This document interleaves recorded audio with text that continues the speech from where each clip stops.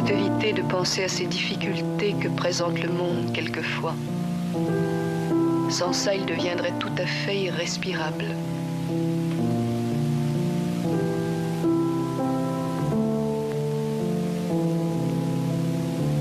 Éloigne-toi de moi. Le jour n'est pas encore levé.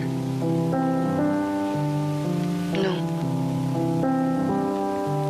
Il est probable que nous mourrons sans nous être jamais revus. Il est probable, oui. Sauf peut-être un jour. La guerre. Oui. Bonjour Jean-Baptiste. Bonjour Marion. Ce phrasé, cette voix, c'est voix. celle d'Emmanuelle Riva dans Hiroshima, mon amour, d'Alain Resnais, qu'on vient de voir. Hein.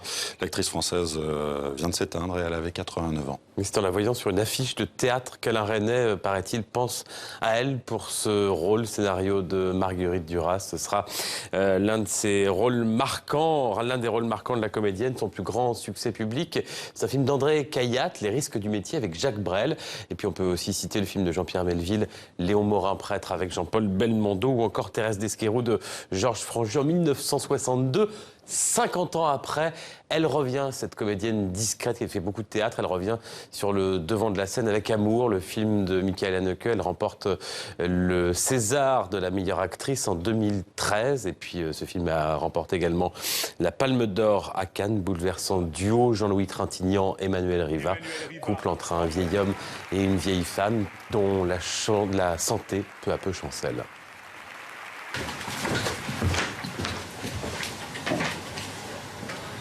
Mais tu fais quoi?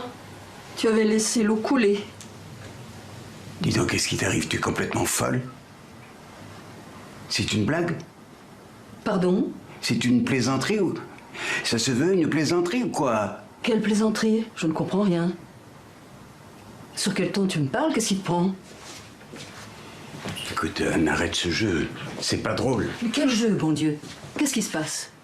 Emmanuelle Riva, qui avait été nommée à l'Oscar de la meilleure actrice pour ce film, Amour. Autre disparition dans le monde du cinéma, celle de l'acteur britannique John Hurt, acteur aux 1000 visages. Oui, connu notamment pour son rôle, le rôle titre d'Elephant Man de David Lynch. On peut également citer Alien, Harry Potter, Midnight Express. John Hurt avait 77 ans. Allez, Jean-Baptiste, on va passer à une actualité culturelle plus heureuse avec Mathieu Chédid, qui est au Mali. Oui, c'est dans le cadre de la seconde édition du Festival Acoustique Bamako, à quelques semaines de la sortie de ce nouveau disque qui s'appelle L'Âme Mali, où il chante avec la chanteuse et comédienne Fatoumata Diawara, comme à Bamako hier et avant-hier et ce soir, projet né d'une collaboration aussi avec les immenses joueurs de Kora, Toumani et Sidiki Diabaté. Mathieu Chédid qui sort donc ce disque. Quel est l'esprit de ce disque, de ces concerts? Il s'est confié à Kaoru Magassa. Pour moi, l'objectif vraiment, c'est célébrer le Mali et la beauté du Mali, de la musique malienne, de toute la culture malienne. Ça a été 1 an de travail pour arriver vraiment à trouver un son et à fabriquer un son, un peu un nouveau son, qu'on peut appeler effectivement de l'afro-pop. Parce que c'est pas de la world music qu'on a fait, c'est vraiment autre chose. L'ambition, c'est vraiment qu'il y ait un mélange de la culture Beatles, quoi, de la chanson vraiment, et en même temps de la musique traditionnelle africaine, et de sentir cette fusion des deux.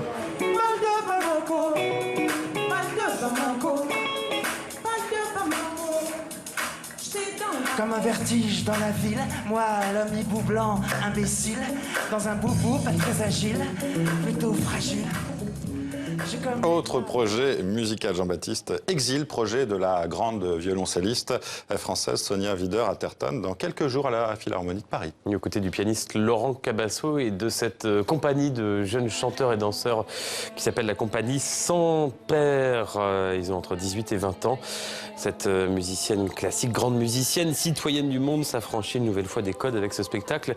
Il s'interroge sur les destins de ces milliers de migrants qui traversent les continents, avec les musiques de Bach, de Purcell, des textes de Jean Hatzfeld jusqu'à Atik Raimi. Sonia Wider-Atherton qui s'est confiée sur la genèse de ce projet.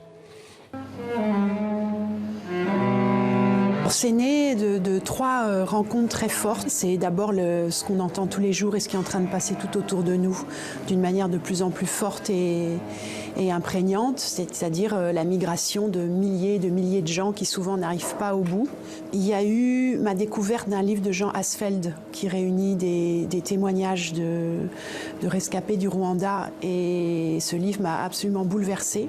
Et puis il y a eu la rencontre avec la compagnie Sans Père, ces jeunes acteurs, chanteurs qui m'ont vraiment eux aussi beaucoup touchée par leur force de présence, leur force de vie, leur rapport au texte, au chant, et celle qui a créé cette compagnie, Sarah Koné, dont j'ai suivi le travail pendant plusieurs mois. Voilà, jeudi, il y a Wieder Atherton. Merci Jean-Baptiste Turbin. On vous retrouve bien sûr demain. Et là,